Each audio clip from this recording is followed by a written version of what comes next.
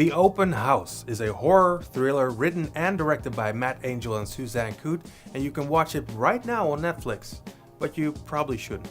It's about a teenager named Logan who just lost his dad in an accident. This forces him and his mother to move into his aunt's summer home, an enormous house located somewhere outside a small town. His aunt is trying to sell the place, so she's having open house visits. Every couple of days, Logan and his mom have to leave for a few hours. It's when they return to the house, weird things are happening. I don't expect every horror movie to be clever. I mean, I like Piranha 3D. But at the very least, they have to make some sort of sense. The Open House is one of the worst Netflix originals I've ever seen. And I don't blame the acting, because I'm sure the cast did the best they could with nothing to go on, because the writing is just atrocious. The story is filled with things that don't add up, and all the characters make illogical choices. For example, Logan's aunt, his mom's sister. If your sister and nephew need a place to stay and you own a big summer house, of course you're gonna let them stay there.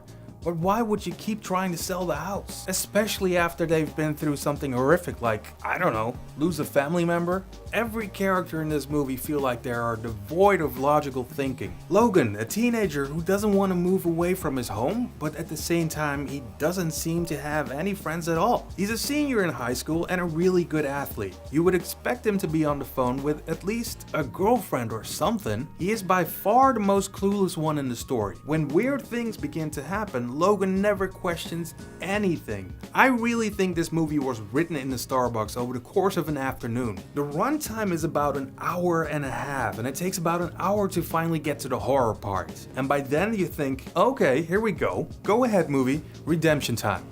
Tell me what's going on with the creepy house. No explanation, no final scene, no ending really. All the movie does is give you an empty feeling of having wasted an hour and a half of your time. The only thing that saves it from being a piece of crap is the acting and the camera work. The Open House is a half-eaten sandwich. So that's it for The Open House. Is this the worst Netflix original movie you've seen? Let me know in the comments. And if you like this video, hit like or click on the blue M&M to subscribe. I'll see you next time.